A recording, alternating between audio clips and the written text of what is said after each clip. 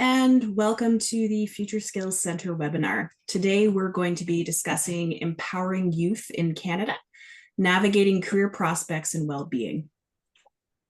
Bienvenue à tous et tous. Je m'appelle Laura McDonough. I'm the Associate Director of Insights and Knowledge Mobilization at the Future Skills Center. And it's my pleasure to welcome you to the webinar today. Next slide, please. So today, following some brief introductory remarks, we're going to start with a research presentation that will lay out some of the context for youth today. And then we'll be joined by a panel of folks implementing innovative programs to connect youth to training and skills development and ultimately to good jobs. Next slide, please. I want to start with a land acknowledgement today. The Future Skills Center is located in Toronto, and it's situated on the traditional territories of the Huron-Wendat, the Anishinaabe, the Haudenosaunee, and the Mississaugas of the New Credit. The area that we're operating from include the Dish with One Spoon Wampum Belt Covenant, which was an agreement between the Iroquois Confederacy and the Ojibwe and allied nations to peaceably share and care for the resources around the Great Lakes and the Upper Canada treaties. On this wet and soggy day in Toronto, I wanted to just take a minute and acknowledge where I am more specifically. Looking out my back window, I can see the Humber River, which is actually where the West Humber and the main Humber come together. And the Humber, which is also called the Kobe-Chenonk by the Mississaugas, which means to leave your canoes and go back. It's been a way for people to connect between Lake Ontario and to the Georgian Bay area, as well as the area around Lake Simcoe for hundreds and hundreds of years. And I'm really grateful for the river in my life and the life of my family, whether it's the calm that comes from skipping rocks with my kids, or the animals that I see out the back, like the deer, the coyote, the muskrat, and the ducks that call that river home. And so I just wanted to start today to acknowledge that history of the water and to continue to be a good neighbor of it. On to housekeeping for today. So this session is recorded. A copy of the recording is going to be made available to everyone who's registered in the following days. A word about Q&A. On your Zoom screen panel, you'll see a toolbar that gives you options to interact with us, to ask questions, to make comments. Use the Q&A to comment and ask your questions, and because we'll be using the chat to share some resources from our speakers as well as from the Future Skills Center over the course of the webinar. This is a bilingual event. Please select your audio feed from the interpretation button on your Zoom toolbar. By default, it's set to off, so you can choose either English or French.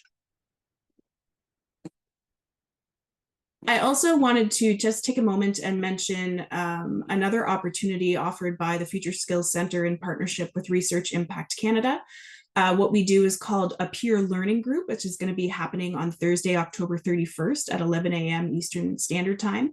It's a virtual event, and it is an invitation to dive deeper with one of our panelists.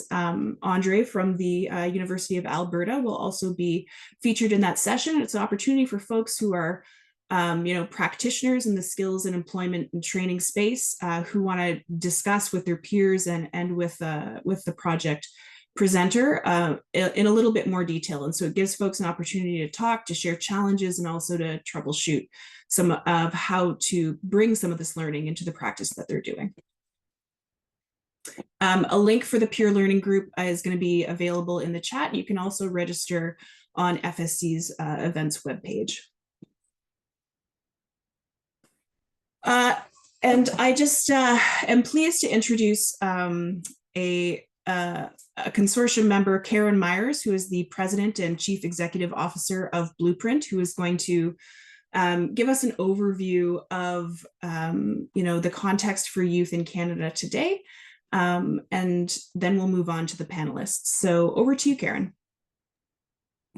Okay, so thank you, Laura. Hi, everyone. I'm Karen Myers. I am the CEO of Blueprint.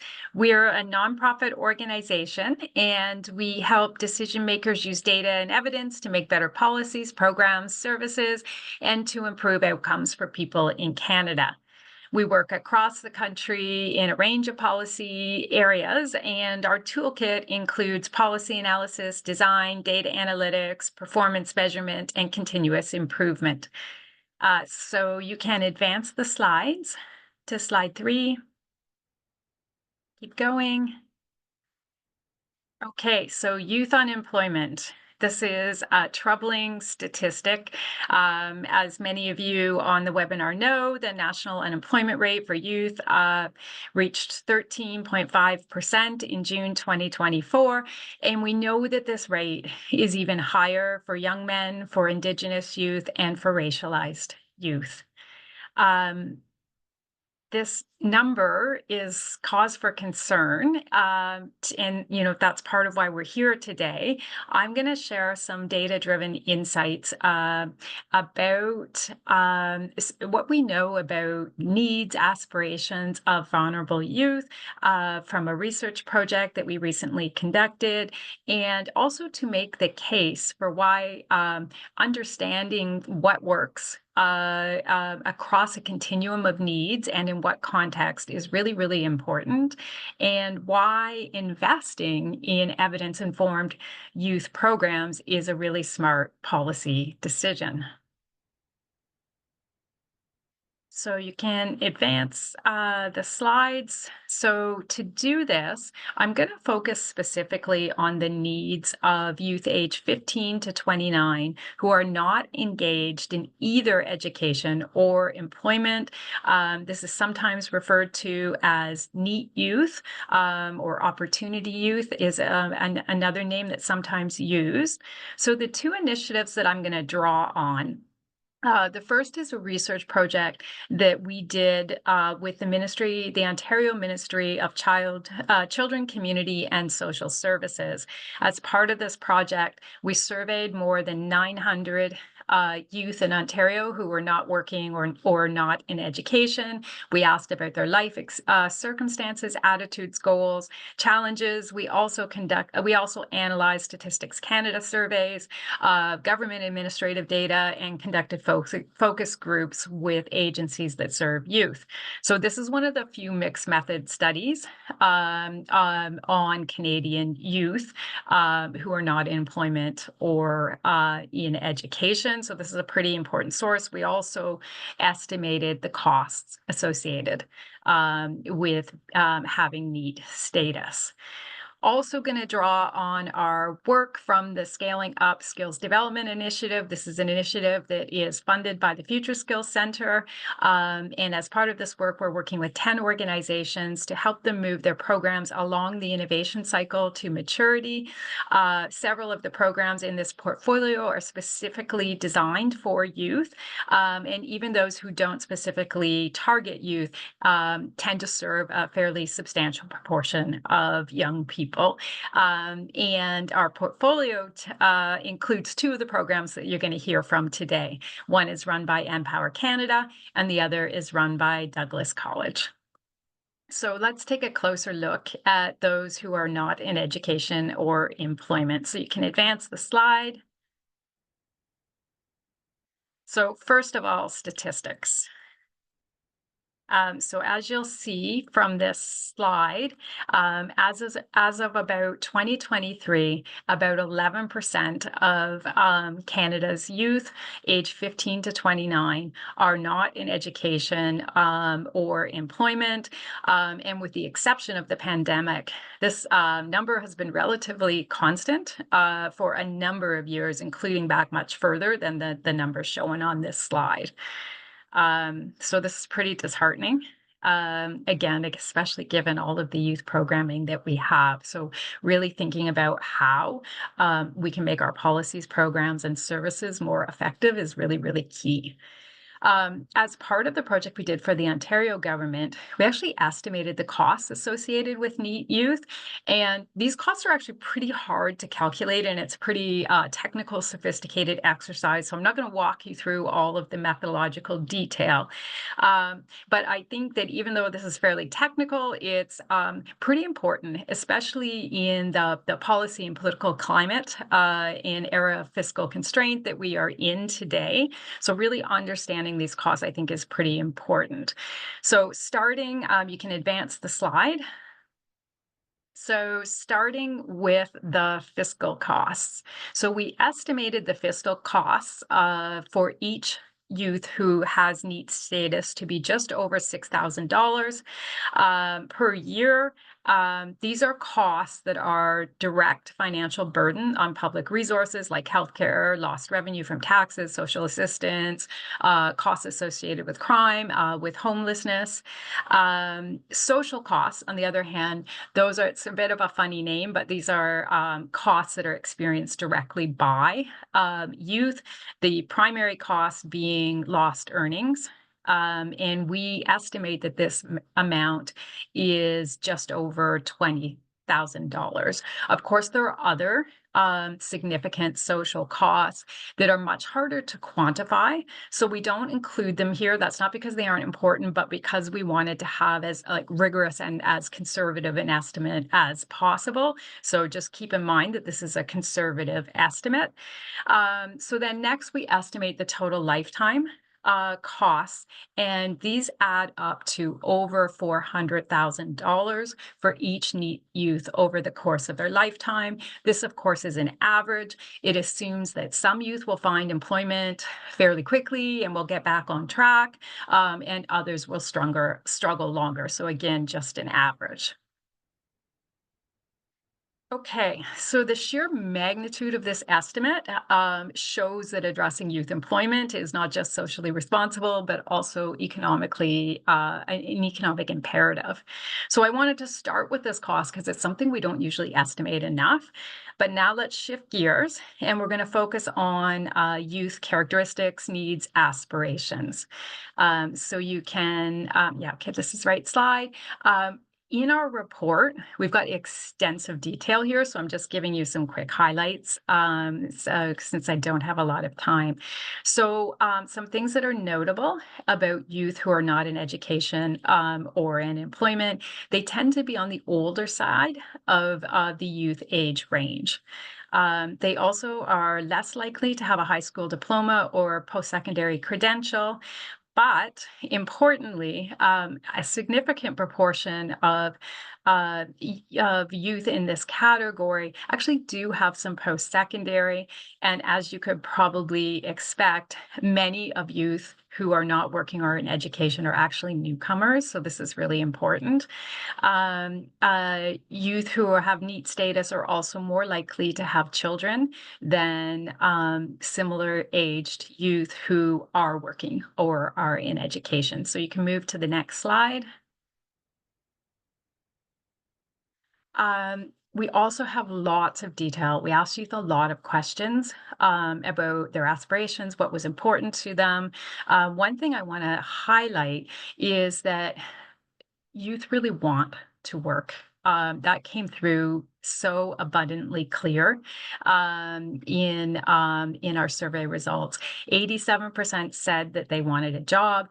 51% said that they wanted it immediately. 10% said they wanted a job now, but wanted to go to school first.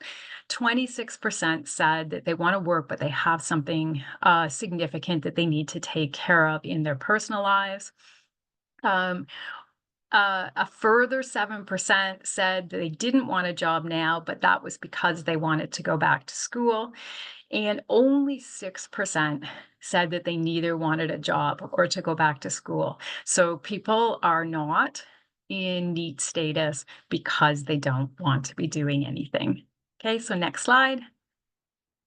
And then in terms of we took a fairly deep dive into what kinds of needs that youth had, and we found so this on the right side there is a list of all of the types of needs that that youth mentioned, and I think what's really important here is at least 76% identified at least two areas of their lives where they needed support, and on average youth identified three areas where they needed support. So this is going to be, again, important when we think about it's not simply a matter of providing job search assistance or a training program.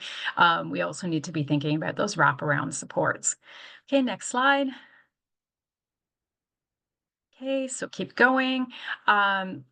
So one of the things as we were building on this research and also in the work we're doing with the Future Skills Center and the portfolio of projects that we're working with, we started to really think about the continuum of needs and, ranging from one hand, looking at the right-hand side of this, there are a number of youth in Canada who are newcomers and are really struggling to find work, but already have a post-secondary credential. So they don't need, simply to have that post-secondary credential repeated. They need targeted training and support with job matching. At the other end of the continuum, we have young people who are in high school but at risk of dropping out and really need proactive supports like the Pathway to Education program. And then we've got youth who may be at risk of leaving high school immediately, or who may have just left, and getting that just-in-time support is really critical there, or youth who have already left and have complex needs. Here, the mental health and other services integrated right into the model can be really, really important. And youth who are already in the labor market, but struggling and have in precarious employment, cycling in and out, just can't get that foothold. So, those are all fairly significant ranges, and targeted programming is important there. Okay, so moving to the next slide. And so in our Scaling Up Skills Development program, we're working with a number of programs, and what we're doing is really working on building that evidence base. We're doing that through surveys, providing data-driven insights for programs that are a bit newer to support continuous improvement. For more mature programs, we're using random control trial designs, and we're doing RCT with NPower Canada, so getting that rigorous evidence. And for all programs, we're tracking outcomes through a partnership with Statistics Canada so that we can look at long-term earnings and also other social impacts as well. So keep going. And so this is just a list of the programs, and you can see from the blue bars that all of the programs, even if they don't directly target youth, serve youth. Got lots of insights from that, but I'm going to keep us going. Because I want to say a little bit more about then, given the costs of of NEET youth that I showed you up front, the fiscal and social costs, and given what we know about the range of needs and the journey we are on to create that evidence base, I want to talk a little bit about how we actually can estimate the return on investment for youth programs. This is a question that I get asked a lot about. I get asked this question from people who are service providers, but also from government, from all levels of government. So it's not as simple as simply taking the total cost of your program and dividing it by the number of participants.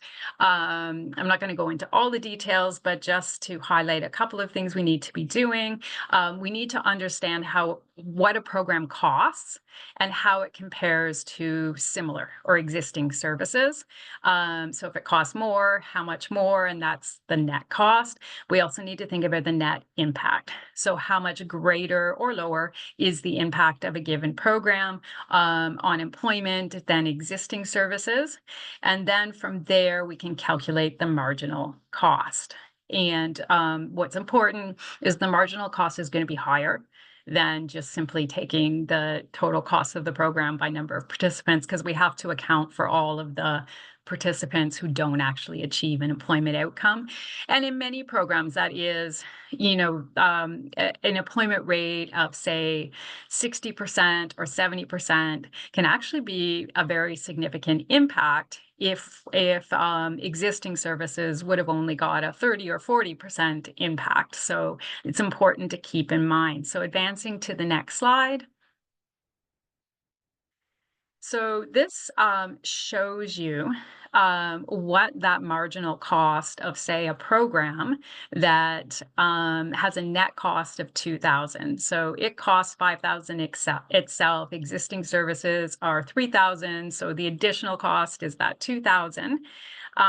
And if the program had was 5 percentage points better than the existing program, the marginal cost is 51,000. So that's going to sound high, but it's important to note that if the program has a 10 percentage point impact, that cost starts to go down to 26,000. If it has a 20 percentage point impact, we're talking about 13,000.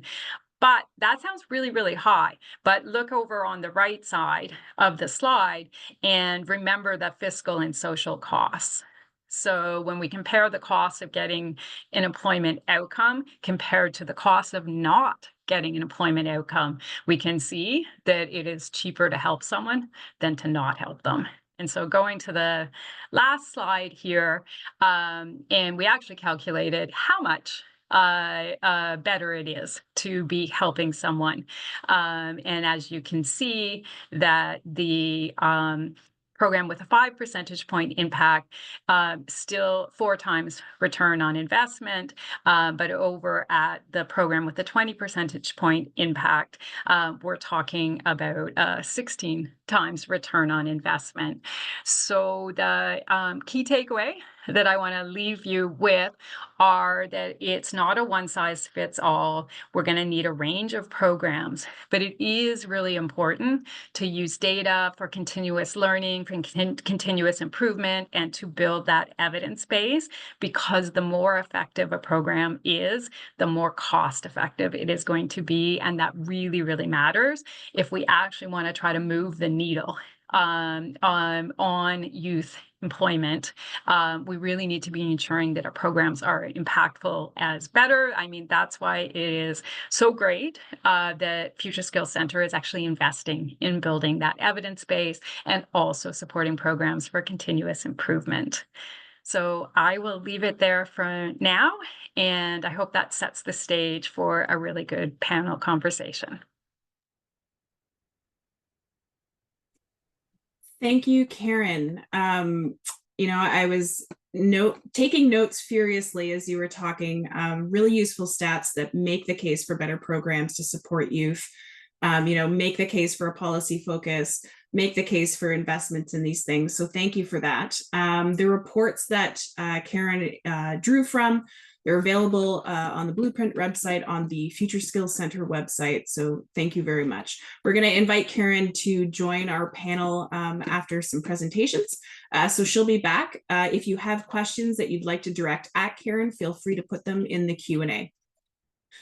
So now we're going to move on to our panel discussion, and it's my pleasure to welcome 3 different panelists. Peter Wilkins, who is the Faculty Research Liaison at Douglas College; Lewis, who is the Chief Operating Officer at NPower Canada; and Andre McDonald, Professor in the Department of Mechanical Engineering at the University of Alberta. I'm going to ask each of you to tell us a little bit about who you are, your organization, the work you're doing, and introduce yourselves. And we're going to start with Peter and then pass it to Nisha and then to Andre, and we'll come back and have some time to ask some questions and discuss. Over to you, Peter. Good afternoon and or morning, depending on where you are. My name is Peter. I work at Douglas College in Metro Vancouver, the largest college of its kind in British Columbia. I work for a part of the college called the Training Group, which is the contract training arm of the college.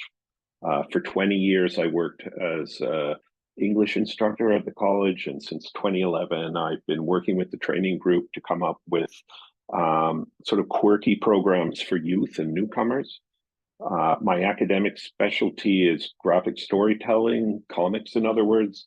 I've done work in the graphic medicine field, co-designing comic books with dementia caregivers and people recovering from stroke. But the program I'm here to talk about today is Reboot Plus, which is a program for youth struggling in high school, struggling to graduate.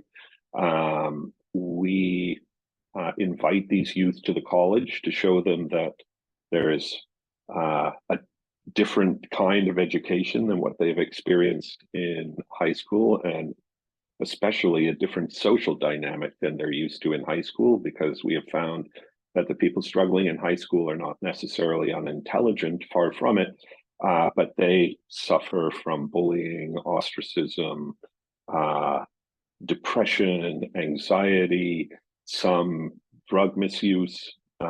Some of them are on the autism spectrum. And what we do is we invite them to the college, show them that the college is a great place to be, give them skills training, give them hope-centered career development, let them talk to professionals in fields that they're interested in.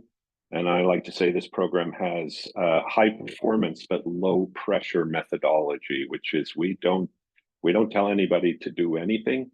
We make an offer and show them what's possible for them. So we never say no, we only say yes, and we show people how to get to where they want to get. We are working with Fanshawe College in Ontario and College of the North Atlantic right now in a kind of expansion, scaling up of the project. I'm very happy to be here today to talk about the program, and I'll say more when people ask questions. Thank you. Thank you, Peter. Over to you, Nisha. Thanks, everyone. Hello, I'm Nisha Lewis. I'm the Chief Operating Officer here at Empower Canada. And Empower Canada is a national workforce development solution. So we have a dual client model in that we work with job seekers to get them the training, the skills, and upskilling that they need. And then we work with employers to ensure then that we have the right fit of technical, personal, and professional skills that the employers need. Our goal really has always been to provide people with meaningful and sustainable jobs, and that have long-term success. We're really looking at how do we help build people launch and then build careers. So we provide employers with a really diverse pipeline of custom trained junior and mid-level talent, depending on the candidate. And then we provide the candidates with the skills and training and job placement opportunities. So we are celebrating our 10th anniversary this year.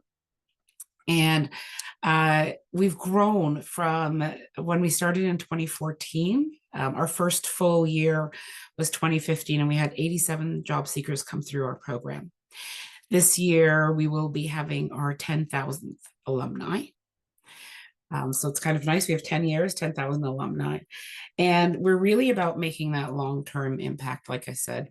We offer 5 years of post-program support to our alumni, so they can come back for upskilling.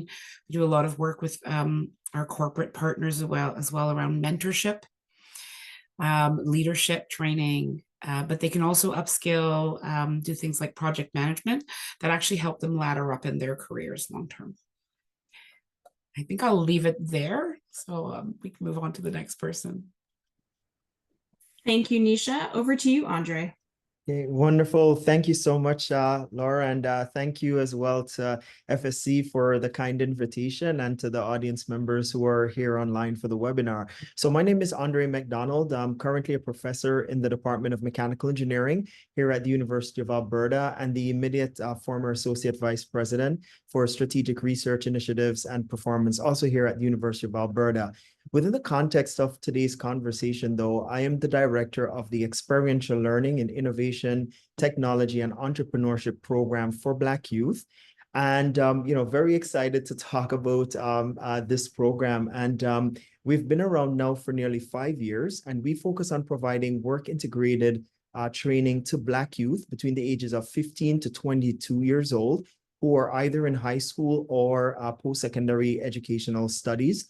And we provide them with paid work integrated training in science, technology, engineering, mathematics, health, and business as well, with partners who are working currently as professionals, either professional engineers, professional scientists, health practitioners, for example, or business people. And the experience is really project-based, and it occurs during the summer of every year. And we will have anywhere between 30 to about 60 interns working in the program on a full-time basis, from high school all the way through to undergraduate studies. We do acknowledge that, work integrated training like this, because it's in STEM, it's very good for supporting their socioeconomic upward mobility and job prospects and entry into the workforce.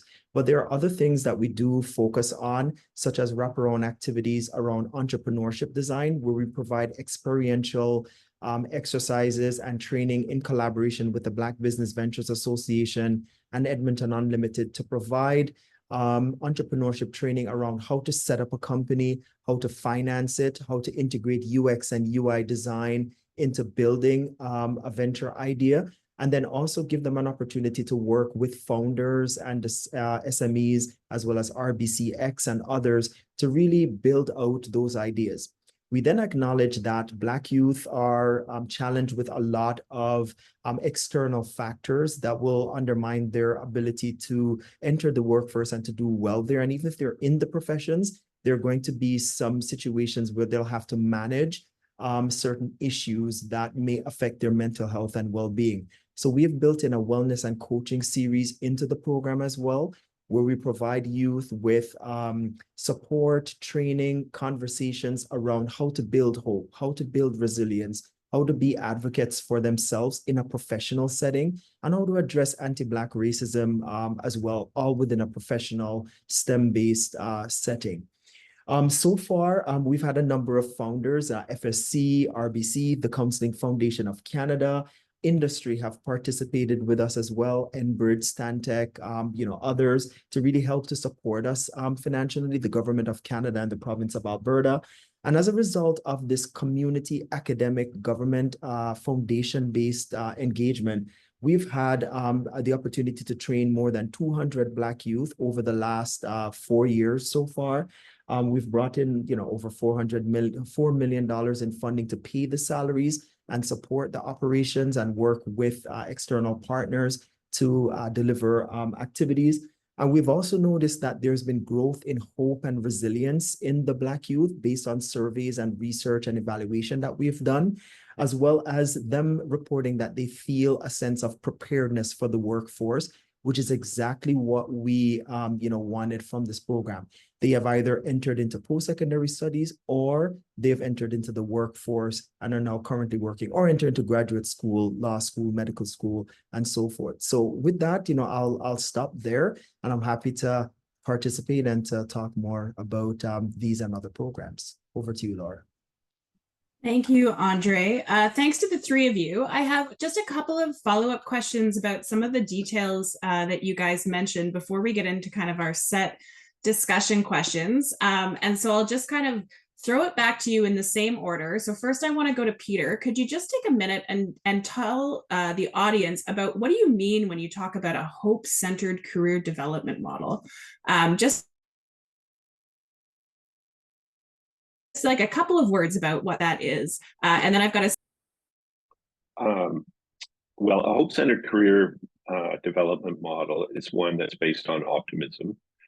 It's based on people's aspirations of what they want to be, with the acknowledgement that, their career is going to change over time. It's going to be a journey, as we all know. Most of us are probably in jobs that are different than the ones that we started out in.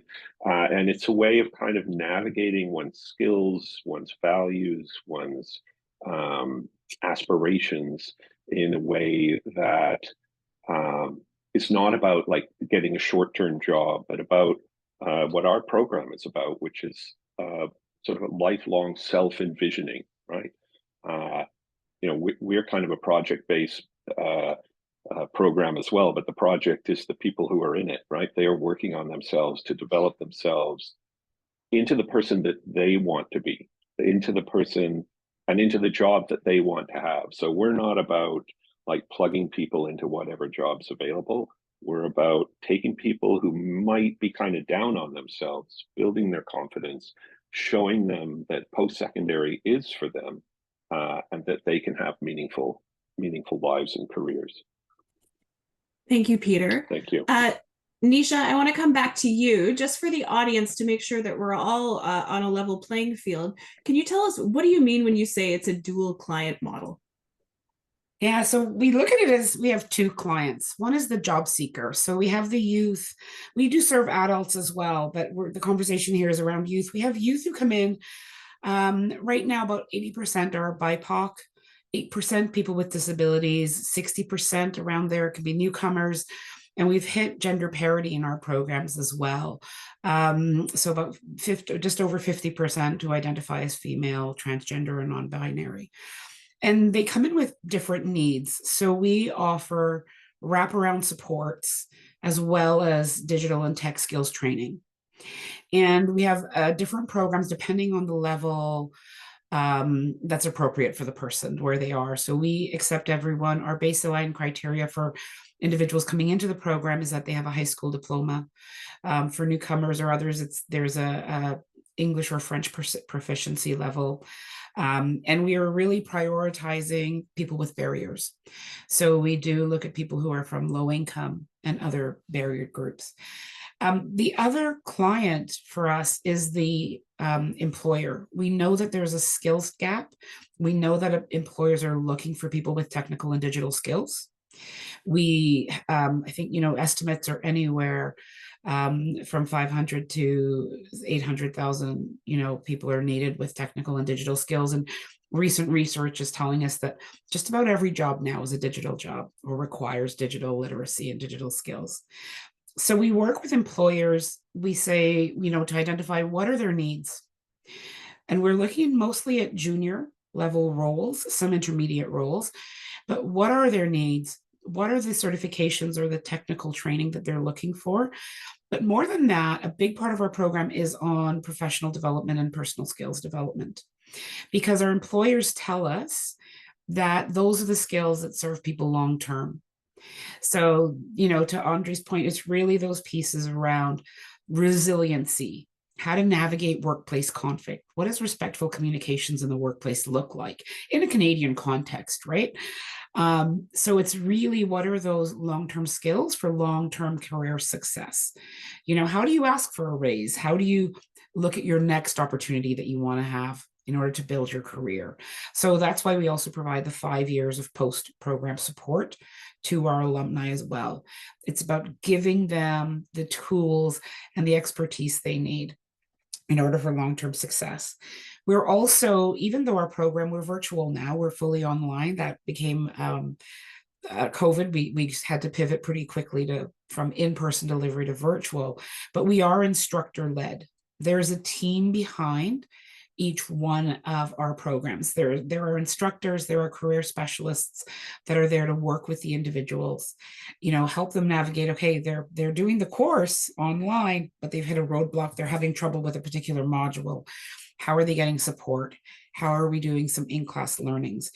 They also meet, one of the unique things I think about our program is for individuals, they work together in scrum groups. So they meet every day with their scrum groups. They work on projects together, and it builds some of that workplace. We're sort of trying to emulate that workplace. It's that workplace learning. They have to call in. They have to let us know if they're going to miss a class. They have to let us know. They have to show up. They have to do the work. They have to communicate with our team. So it's building those skills. And what we find is, in looking at the employer needs and building our programs technically to match those, but also building those personal and professional skills, we're actually setting up the the employee and our graduates for success, but we're setting up the employer for success as well, because they want to hire people that they can keep long term. And so some of the work we're doing with Blueprint on evaluation is looking at those long-term outcomes and looking at career progression over time. And we're seeing that. We recently had our 10th anniversary celebration. It was wonderful to have our graduates come to that and come back to that and talk about their career progression. So that's a little bit of our dual client. Thanks, Nisha. Just before we get into kind of our set questions, another kind of follow-up for Andre is just to tell us, can you tell us just a little bit more about what the wellness and coaching series looks like and what a young person in your program sort of experiences going through that? Wonderful. So so thank you for that nice question, Laura. So with regards to the wellness and coaching series, the premise of it, just to start off there, is really based on us acknowledging that there are going to be some stressors for any new employee entering the workforce. But those stressors are going to be exacerbated because of youth being Black when they enter the workforce, because of various racism,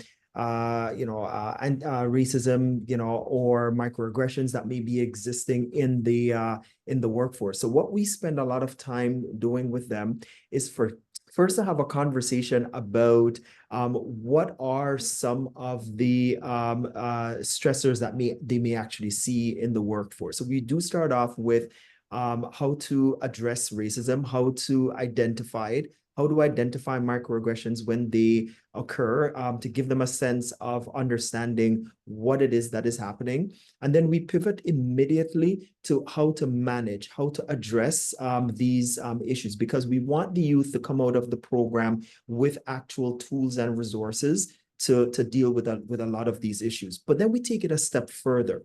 We then acknowledge that if they're entering into the professions, be it in science, technology, engineering, math, health, or even in government as policy folks, they're going to be under a tremendous amount of professional stress as well. So how do they manage that? How do they manage their time when they're in the professions? How do they ask for advice and seek mentorship? Or how do they themselves become mentors? Then we pivot further and say, well, beyond mentorship, how do you look for sponsors? How do you become a sponsor, and how do you advocate for others and identify advocates to support you as well? And what we have found through our research, in particular with Malatest, that also works with FSC, we've actually found that youth report that they feel more resilient. So we did a 4-year study across the entire program. And we did a number of surveys. We engaged with intern, alumni, and current interns as well.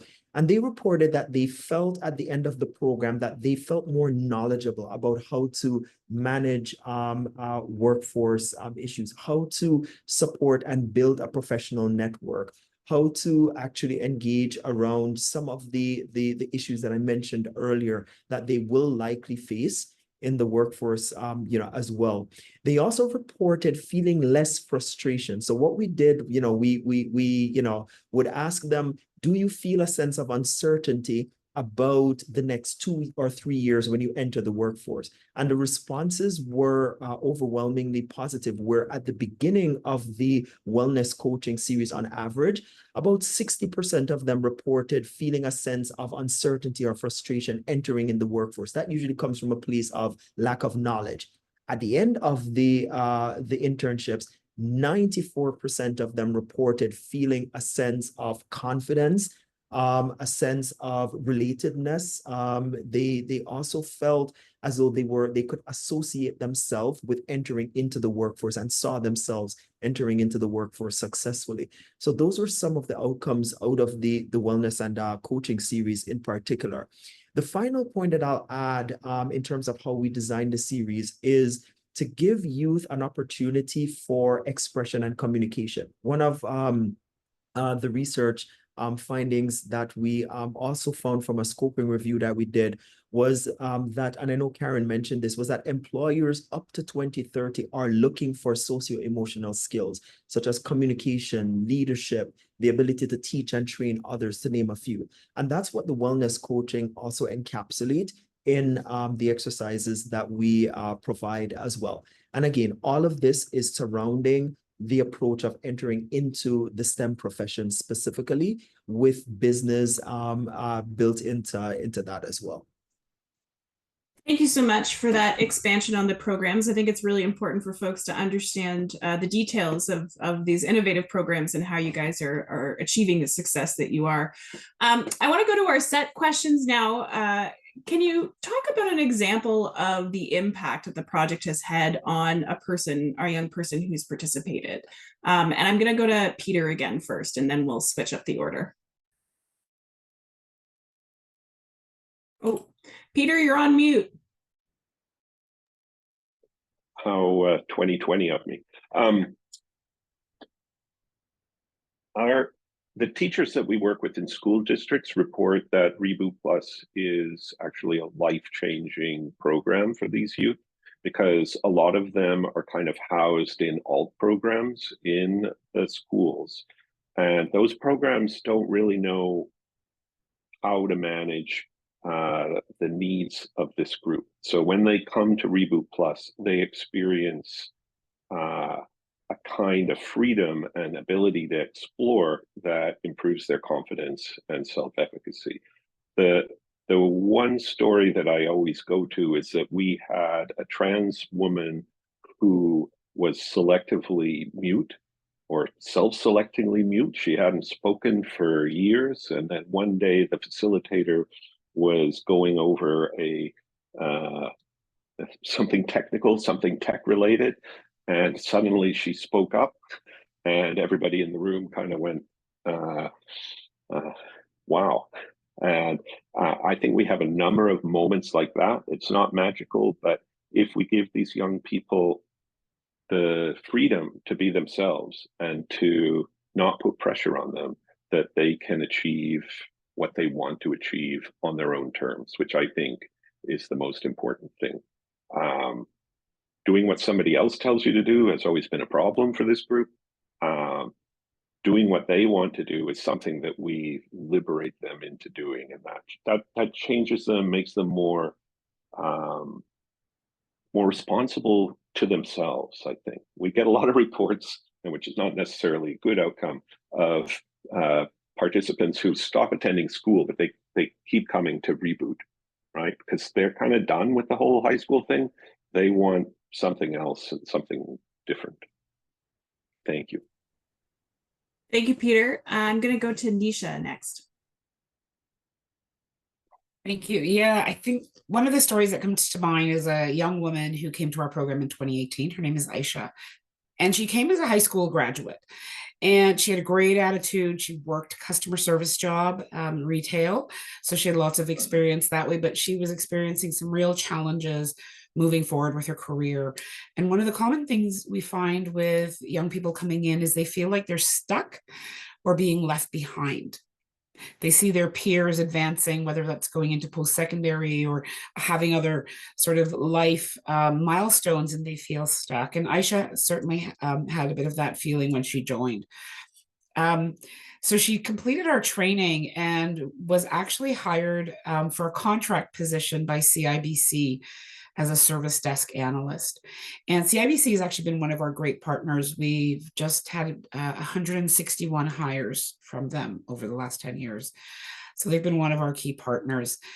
She really utilized her skills, but also her customer service experience, and impressed her supervisors. And in fact, they kept her past the initial contract length. She then came back and she did our project management program as one of our alumni. It's one of the programs that we offer alumni. And that one is certainly more self-directed learning. And in 2021, she's promoted to a senior business analyst again at CIBC. And it's really interesting to talk to her. She was at our graduation last week or week before. Not a graduation, our 10th anniversary event. And, one of the interesting things that I found that she said was it wasn't only the technical skills that she got and also that sort of how to navigate her career going forward, but she built a community with peers at Empower. She felt like she had a team in her corner that was going to cheer her on. She was able to make friends. She said two of her best friends that she's made in life are two people that she did the program with, and they're still in contact. They still reach out to each other.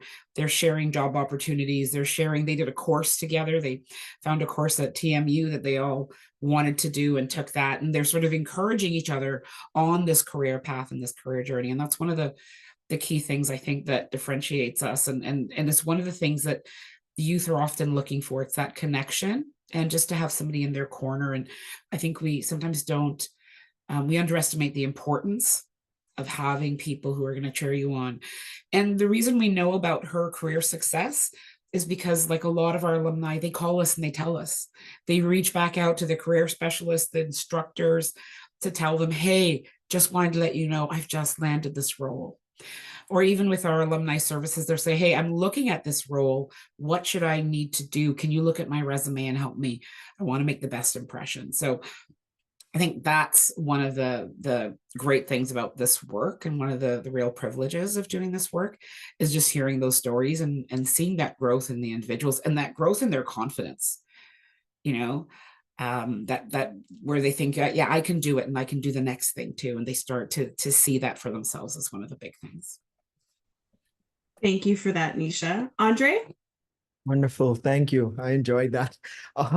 So I'll tell a specific story, and this only just happened last year in our previous cohort, actually.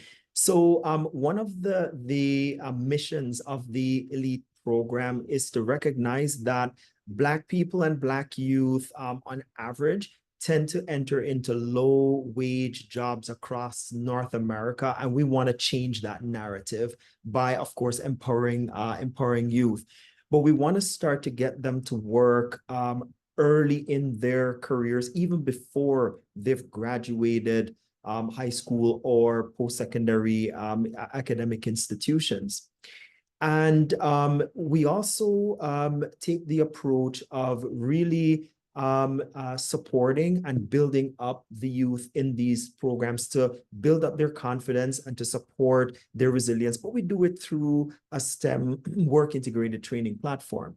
There was a youth who was in second year, going into third year of undergraduate studies, and he was never able to get a job opportunity, in part because, we believe that he was on the spectrum and he was autistic. There was that, lack of confidence that was there. Some inability to really communicate and to engage with potential employers. And then probably also a sense of fear in terms of actually applying for the opportunities.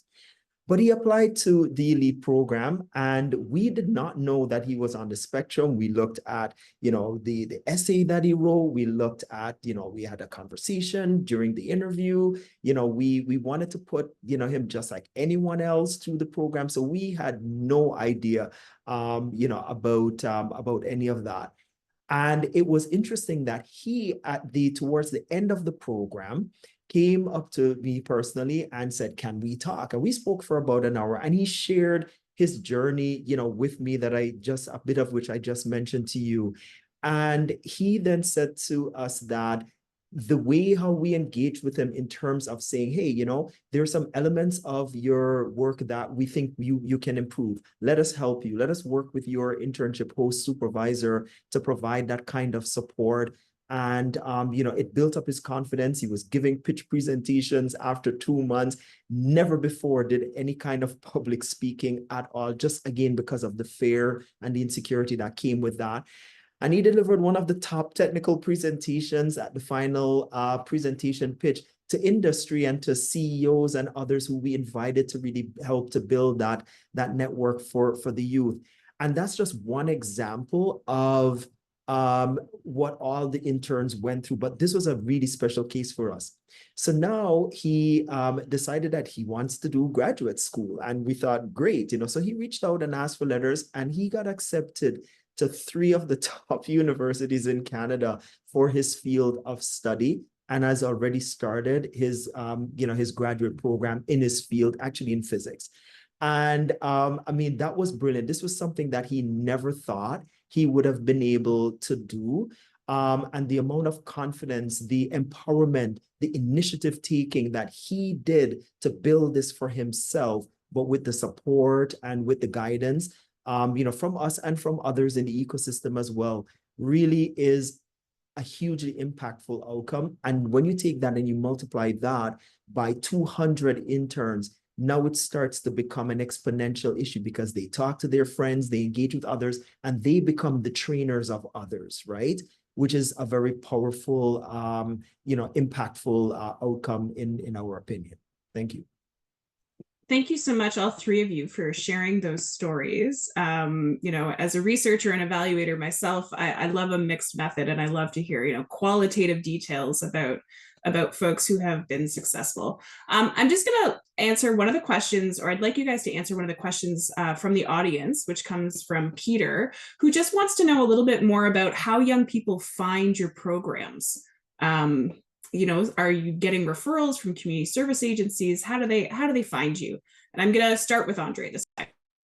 Wonderful. Happy to start off. So, there are a few things that we intentionally do to help people to find us. So we are very keen on social media. That's our first go-to engagement. LinkedIn, Instagram is very big with us.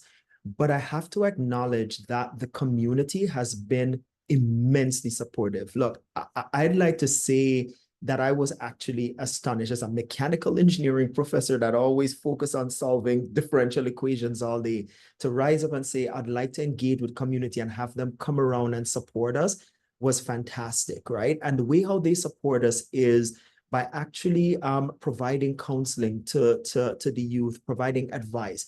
We've had high schools, for example, in Edmonton, that have actually set up programming specifically to help youth to apply to the elite program every year. And then we work with them together. We go into the high schools to give presentations as well. We also have a francophone element and a francophone lead as well. So we will go into, the Conseil Scolaire d'Edmonton, for example, and really provide conversations and, speak to our francophone youth here to really engage them and to have them ask us questions, as well. We also do a campaign call multiple times during the year as a part of our recruitment and engagement. And then we also provide workshops, as well. Community groups and foundations, the Counseling Foundation of Canada comes to mind. A lot of the Black community groups, Africa Center, Black Business Ventures Association, and a few others will also do announcements and put our calls out to youth in their monthly or quarterly newsletters. That is, very impactful and very helpful for us as well. One final anecdote that I will put out there is definitely want to give a shout out and thanks to all the barbershops in the community. I, have been to a few. People have come up and say, hey, I was getting my hair cut, or I was at the, such and such a shop in the city, and I heard about the elite program, and I saw, the pictures and the ad, and I'm telling my son or I'm telling my nephew to apply. Like, I've actually had community members come up to me, at events or just at the supermarket and just have conversations, right? So I know that, that's working. So, kudos to the youth when they actually do apply and do email us and engage us as well. Thank you so much, Andre. Nisha? Yeah, so our recruitment is very similar to Andre's. So yes, we use social media, both organic as well as advertising. Word of mouth tends to be number one, and that's from our alumni, their friends, their family. That really does tend to drive it. And we do have an alumni incentive referral program, a referral incentive program as well, that's been helpful. Community partners. We work with a lot of community partners, youth serving agencies, newcomer organizations. But one of the things I can talk about is when we move into new regions and we don't have that recognition, we're just trying to get established. There we rely on a little bit more around out-of-home advertising. So transit advertising. We've done advertising as well where we are, when you go into certain buildings, they'll have the TV in the elevator or in the lobby. So we'll do that in certain residential neighborhoods. We'll also do postcard drops. And one of the things we found, for instance, when we first went into Nova Scotia, we were trying to reach the parents, and our regional director at the time said we have to reach the sort of Nova Scotia moms who are the ones pushing their kids and saying, hey, you should check this out. Because we thought, is postcard going to work for getting youth into our program? But it's like, no, postcard works because mom will look at that postcard coming in. So you target particular neighborhoods where you think that it meets the demographic that we're trying to recruit. So that's been one of our strategies when going into new regions and trying to establish, recognition and establish the program in a new region. Great. Thank you so much. Peter. I love that postcard idea. Anything we can do to rehabilitate the postcard is fantastic. We have direct partnerships with school districts who identify students who are struggling, and they send us to us for an information session. And if they're interested, they sign up. So in Metro Vancouver, we're partnered with 3 different school districts. Our MO for Reboot Plus is that if a community has a post-secondary institution, a school district, and a board of trade or chamber of commerce, you can run this program. And the school district is really a key partner, because if they don't trust you, if they don't trust the program, they're not going to send their students to you. So over a few years now, we've managed to develop the relationships with the school districts. They trust us. They are more than willing to send us students who are struggling in high school.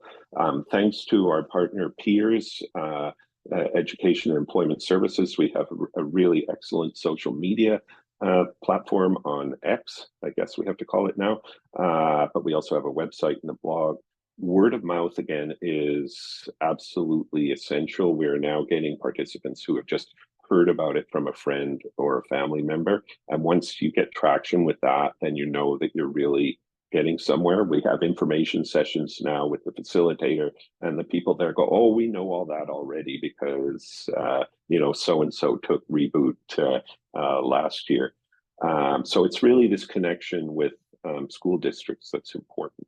I want to say also that we work with employers as well, like Nisha, and we measure like employers' willingness to engage with and potentially hire the participants in the program. So we're really measuring 2 things, like youth engagement and employer engagement.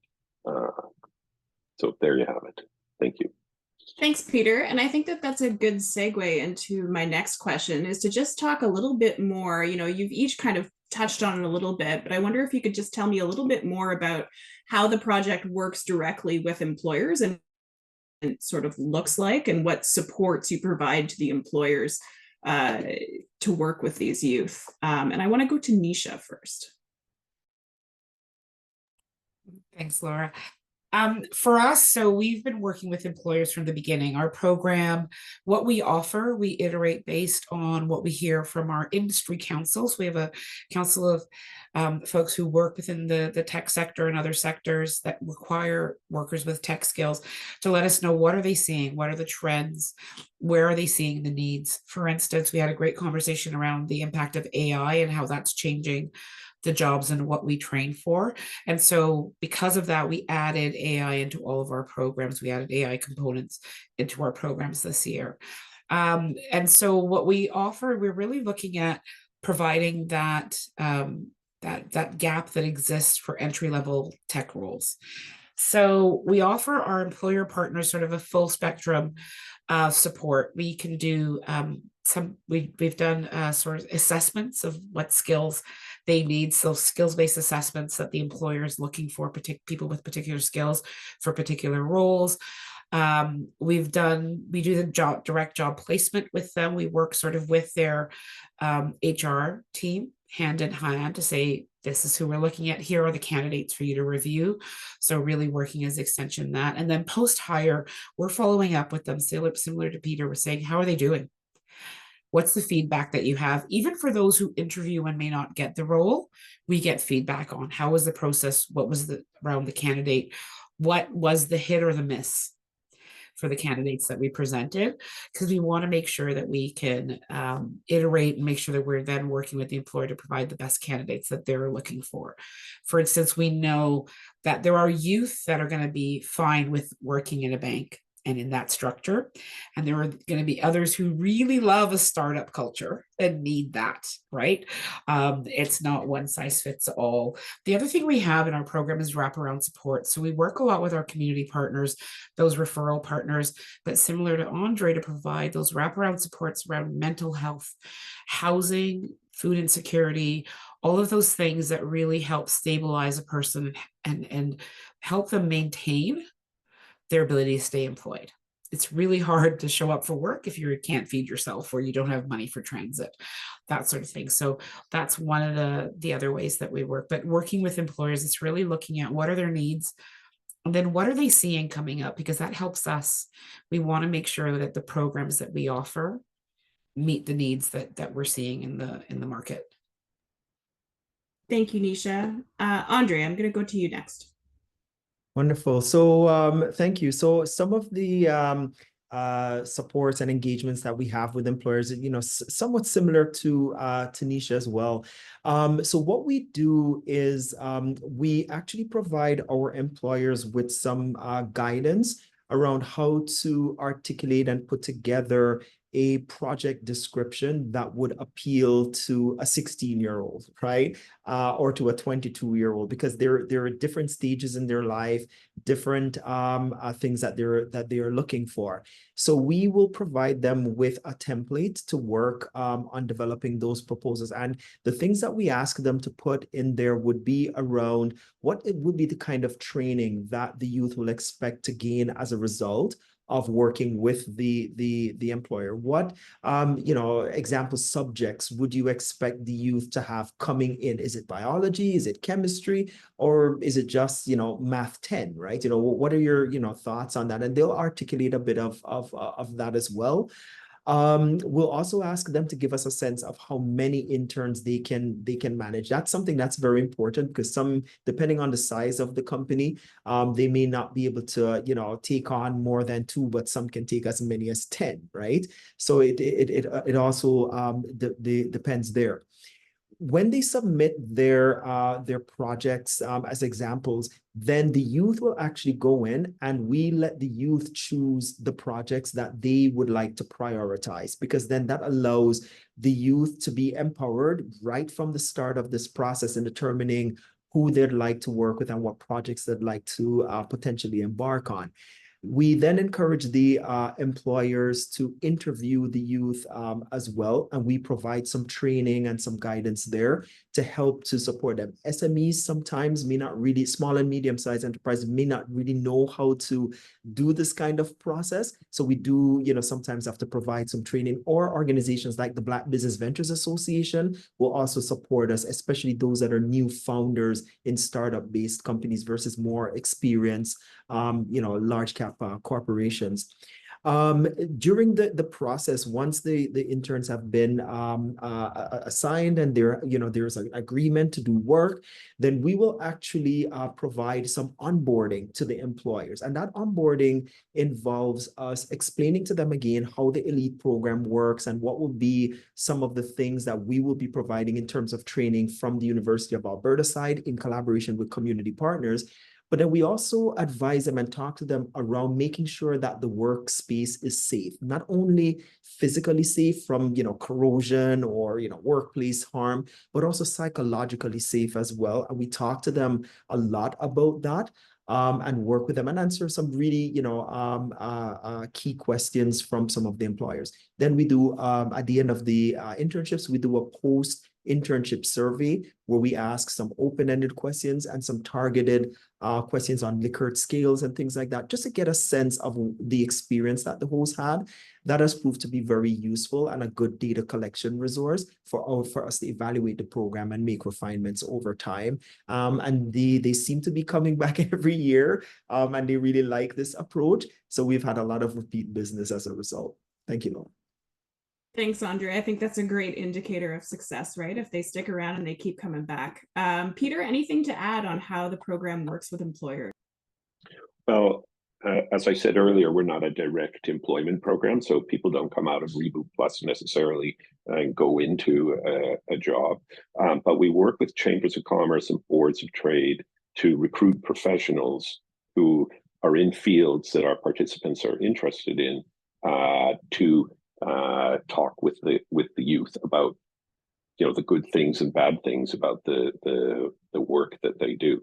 And because we don't say no to any of the youth in the program, we get a wide variety of professionals, from wild animal wranglers to fashion designers to whatever you can think of. My favorite is one youth was interested in astrophysics, and we don't have a lot of astrophysics people at Douglas College, but UBC has them. So I contacted UBC, and the head of the physics department, happens to be an astrophysicist. And he spent an hour talking with this young person who was interested in that field. So it's really a more casual and more exploratory kind of vibe. We do talk to employers and say, would you be interested in hiring this person or a person like this? Because a lot of employers, I think, and a lot of us generally, have misconceptions about people who struggle in high school. And I think the employer response to these information interviews has been fantastic. They really like doing them. We can't line them up fast enough with the employers. They're really eager to talk to this group. So even though, the information interviews are not hiring interviews, they are really significant for both parties in terms of building confidence in the youth and building, I'd say, a broader sense of understanding of who these young people are in the employers. Thanks so much for that. Okay, so these are 3 great initiatives, but we know that even when things go well, there are always challenges. So I want to turn to what has been one of the biggest challenges in the work that you're doing. How did you overcome it? Did you overcome it? Is it still there? Would love for you to talk a little bit about this. And I'm going to start with Nisha again.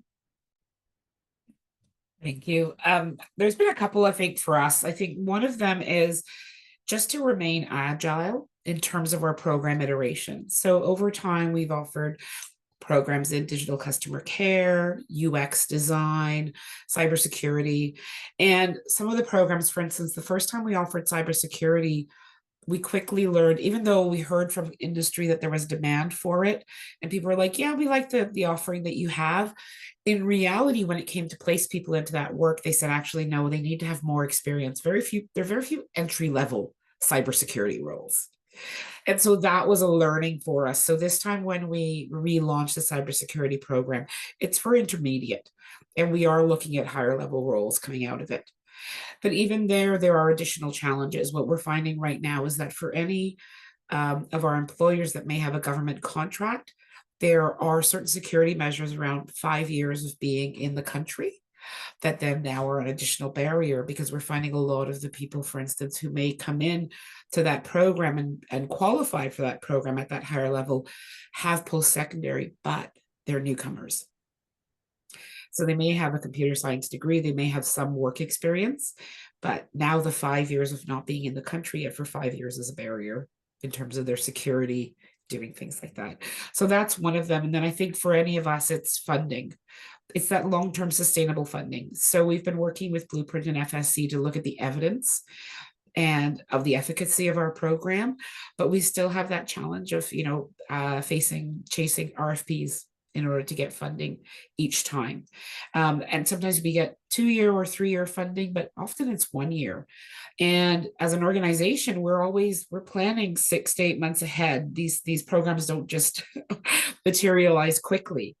And so I think it's people understanding what sustainable funding looks like for organizations, especially organizations like us, where we do have some evidence in terms of the impact that we've been having over the last several years. Thank you, Nisha. I'm going to go to Peter next. I would reiterate what Nisha says there. We're very grateful to get funding from FSC, but sometimes the funding comes, like our program is very dependent on the academic school years for high schools and the academic year for colleges.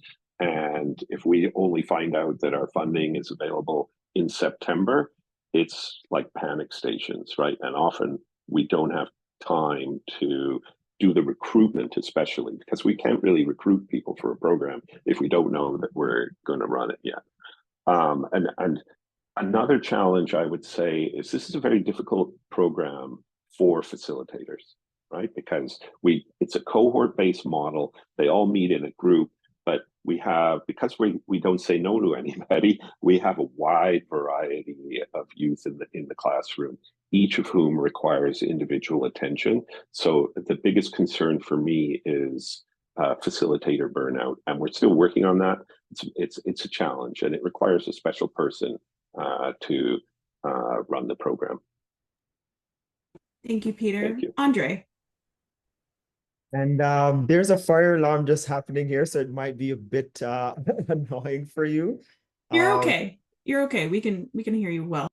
Oh yeah, okay. So yeah, so the only so I definitely want to reiterate the point about funding, and I will certainly reiterate that for us, the national expansion might be an issue, for us, because we're only located in Edmonton. And, working on that and really building the capacity outside of Edmonton for a Black youth program has been a bit challenging, for us as well. But we are hoping through FSC to do, an impact scale up program that would allow us to do that. And some of our other funders have been trying to engage, as well around that. Thanks, Andre. I'm going to bring Karen Myers back on this next question. And we're going to start with Karen. What's a public policy that you would like to see changed to better support the young people that Blueprint has worked with and that the programs work with? And we'll start with Karen. Okay, thank you, Laura. That's a great question. And what I would say, and it connects to what all of our panelists just said in terms of challenges, is what I would like to see is government saying, what do we want to achieve for a given population? So in this case, youth. What is it that we want to achieve? And then setting that objective, then looking at what do we understand about what it would take to achieve that objective, and then identifying the policies, programs, and services that are needed to achieve that, and then funding those policies, programs, and services in a predictable, sustainable way, then monitoring and tracking to see, are we indeed making progress? And if we're not making progress, let's make those adjustments. Let's figure out what we need to get better at doing, what we need to stop doing, so that we can be working towards achieving that goal. So if governments can declare their intentions at a population level, right? And then figure out what is the level of effort that we need, what is that continuum or suite of programs, and then let's do that. Let's fund that, and let's track how we do. And if programs need like dollars for improvement, capacity building, scaling, expansion, then let's do that systematically.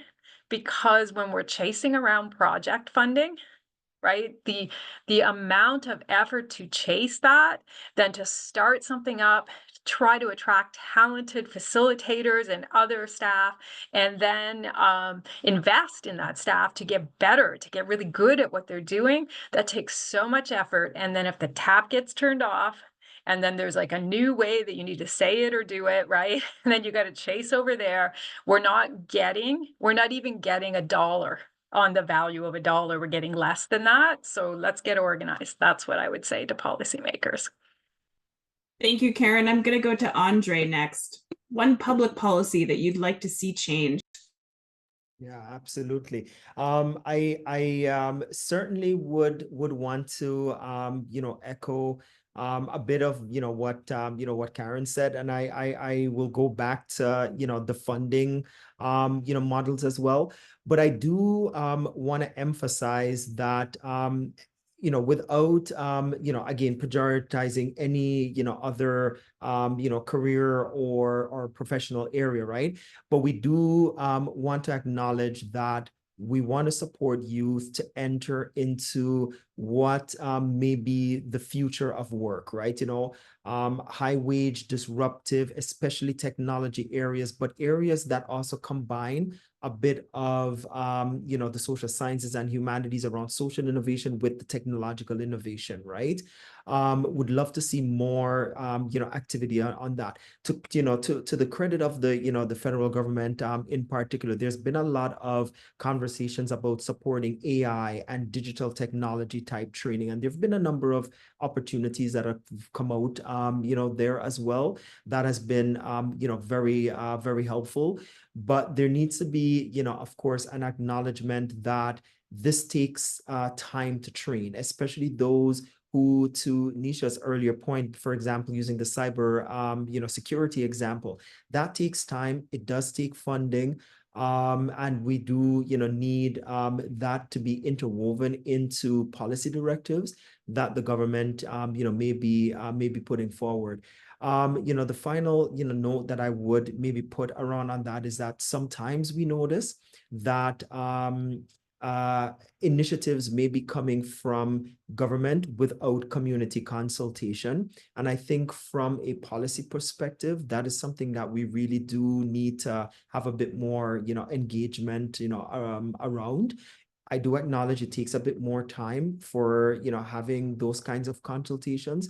But when those consultations happen, it's an investment that will yield significant dividends in the future, that we would ask for a bit more engagement there, so we can actually drive a bit more the policies that will affect us in the youth development ecosystem, the training space, as well, because that in and of itself is a bit of a policy directive that we hope that the government will employ, or other policymakers as well. So put that out there for some thought.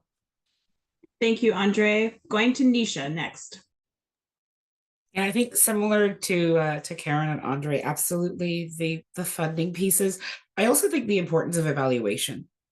The importance of metrics and measurement, qualitative and quantitative, that really says, what, here's the impact the programs are having. And sometimes the new shiny thing can get the funding. And we've been going at this for a while, and we do it this way. And yes, we work really hard to get cross-sectoral funders, not just government, but private, etc. But that doesn't mean that's all we need. And especially when you're looking at scaling, that investment from government and from other long-term funders is really, really important. So that's one of the things I'd say there. But I think the importance of evaluation, just how do we demonstrate the efficacy of programs? Yes, we want to try new things, absolutely. But I think that for those programs where they can see a long-term outcome, and we've been able to iterate even and still maintain those outcomes, how does government recognize that? How are they looking at that impact? Because I think both are needed. You need new things, but the thing that's been around for a while, but that works and has shown evidence of working, needs that sustainable funding as well. Thank you, Nisha. Peter? Oh, I have so many things. The main thing is that I think that Reboot Plus should be available to any young person struggling in high school to act as a bridge between the K-12 system and the post-secondary system. In British Columbia, at least, and I'm not sure about the rest of the country, there's a Ministry for Education, K-12, and a ministry for advanced education and training. And those two ministries do not communicate very well. And so there is this gulf between the K-12 system and the post-secondary system that Reboot Plus can fill. But as long as those ministries remain siloed, it's very difficult for us to get traction there. And a little bit of a related point is I think it's really important that education at all levels remain extremely open to young people's desires for their own futures. We should not be in a position to say that a kid cannot be a theater tech or a fashion designer or a makeup artist because we somehow think that those jobs are not meaningful or effective jobs in the economy. I think like closing down the education system to focus on somehow like high demand things or whatever is really a really negative contraction and really affects young people in a bad way. Thank you to Thanks. all of you. I just want to take, we're really short on time, so I want to give you like 30 seconds to just tell the audience what's next for the program. And I'm going to go first with Peter. Well, am I still going? Yeah. What I think what's next is we want to expand. We want to replicate the model. We want people to take it up. We don't want it to claim ownership of this model. We just want to promulgate it and spread it. You can see in the Q&A there's some information about how to follow Reboot Plus and how to check in on all our social media activities. I think we need to work on the funding angle, yes, but what we really need to do is show people across the country that this is a project that works and that they should take it up. And they should be interested in this small but very significant group of young people who are not graduating from high school, because if we don't look after them, there are problems for all of us in the future. Thank you, Peter. Andre? Yeah, thank you so much. And I would expand on Peter's point about expansion, and I'll just maybe throw it out very quickly there that I do think we have a great model in the LEAD program here at Edmonton and in collaboration with Carleton University in Ottawa. But finding Black experts who are at universities in other local areas is really signaling to us that expansion is actually really needed, right? Because we need to have the same level of engagement that we have, say, here in Edmonton and elsewhere broadly across the country. So for us, next steps is expansion. And, we're hoping to either bring the youth here locally to Edmonton, train them up and send them back to Toronto, Montreal, Vancouver, Halifax, wherever, to recreate this locally and really build it and drive it themselves, rather than, again, to Peter's point, us telling them what to do. The empowerment piece is very strong for us, and we hope to see this across all of Canada, in the very near future. So that's our next step, and that's what our focus is on for at least the coming year going forward. Thank you, Laura. Nisha? Yeah, I think so, very similarly. So we expanded to 6 provinces, but there's certainly additional provinces that we've been in talks with and we would love to expand to. In addition, I think the continued iteration of our program and our offerings. So we have cybersecurity, data analytics, and a general IT tech support certifications. But some of the things that we're looking at, like I said, AI, we've added generative AI and AI components to those programs, but what else is there? When we think about green tech and sustainability, what are the opportunities? Agri-tech, healthcare as well. So looking at some of those. But in addition, when we think about expansion and changing our programs, the other thing for us is addressing our wait lists. So in provinces like Alberta and in Ontario, we have hundreds of people on wait lists that can't even get to our program. And we're always sort of working our wait list, but it's it's 3 months later. It's you've got to, we're going to look at you for the next program that we run, the next cohort that we run. So I think for us, it's how do we really address wait lists? And so our expansion isn't just wide across the country, but it's deep in the regions that we're already in. How can we do more? Great. And then the last word to Karen. Great, thank you. For us, we're looking at how we can work really efficiently to help as many organizations as possible build that evidence base, both for continuous improvement and for proving and building that case for expansion, and then working with decision makers to help them be more intentional about the policies they set and what they fund and what they invest in. That's a great place to wrap up, Karen. Thank you. A thank you to all of our panelists, to Karen, to Peter, to Nisha, to Andre. Thanks to all of you for attending. We do have a survey. I hope you'll take a few minutes to fill out the survey. Your feedback's really important to us. It helps us figure out how to shape future sessions. So tell us what you think. Encourage everybody on the call today to also keep an eye on Future Scale's social media. We are launching a call for proposals tomorrow. So if you haven't already, sign up for our newsletter, check our website, follow us on LinkedIn and our other social media platforms. Stay tuned tomorrow for some exciting funding opportunities. And thank you all for coming and contributing your questions. And look for the recording and a follow-up email from Future Skills. And have a great day.